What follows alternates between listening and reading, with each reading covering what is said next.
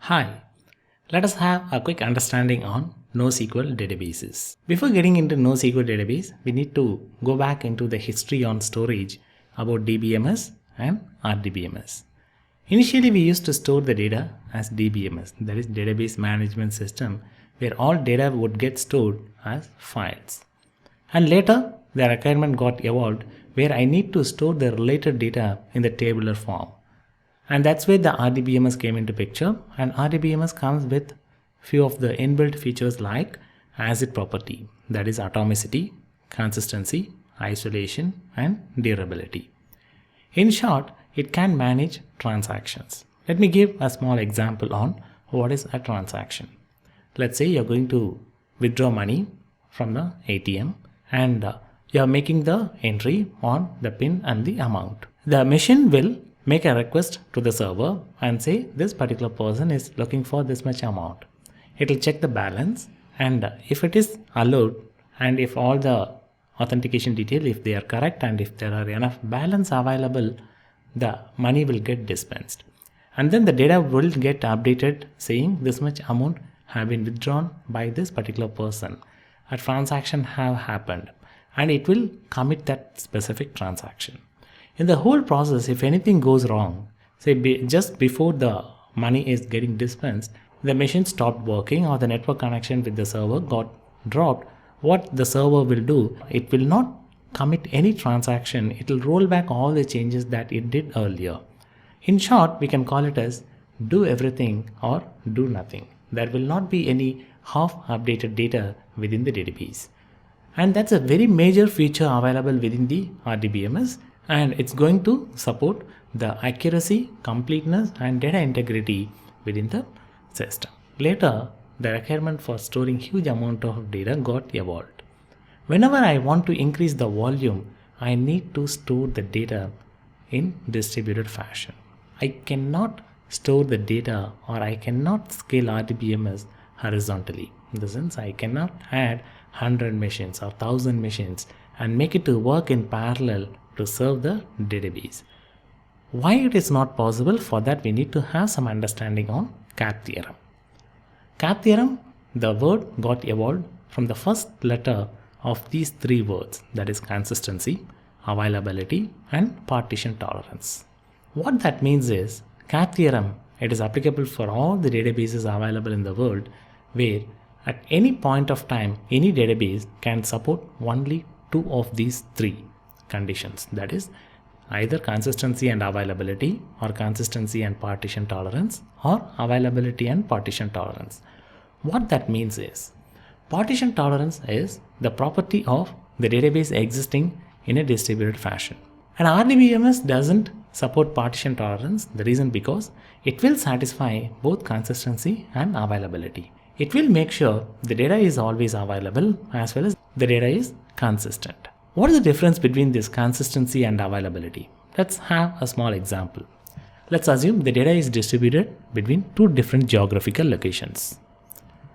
Let's say I have made two databases to sync each other between two geographical locations. Let's say this is US and this is APAC, Asia Pacific.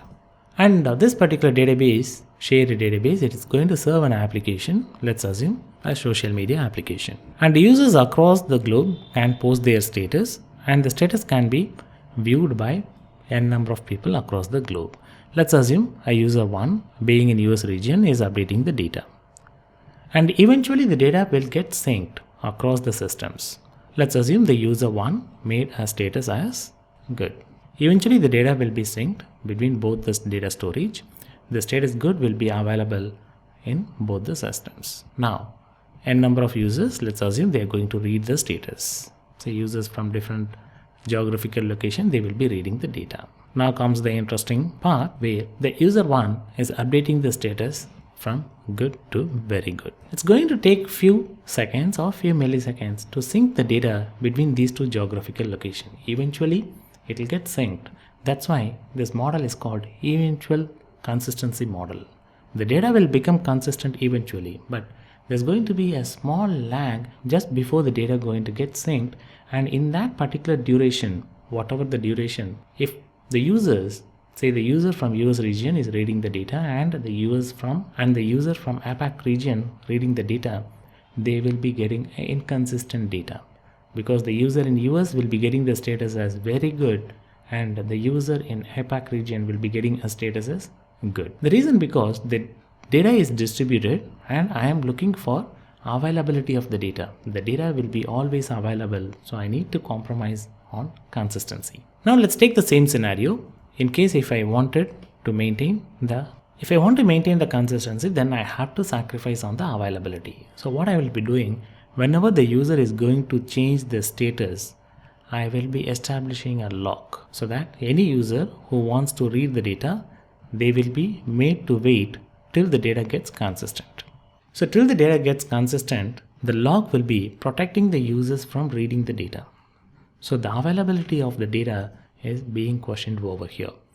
And once the data is consistent, the lock will be released and the user can read the data, and that will give a guarantee always the user going to read a consistent data. So what that means is, whenever I am going to satisfy the partition tolerance, that is the data that's going to exist in a distributed fashion across two different geographical locations, then I have to compromise either on consistency and availability. Many of the RDBMS, almost every RDBMS, it will be satisfying both consistency and availability, and so they will be sacrificing on partition tolerance. And many of the NoSQL databases, they will be satisfying either consistency or availability, but definitely they will be satisfying partition tolerance, and so they can work in horizontal scalable manner.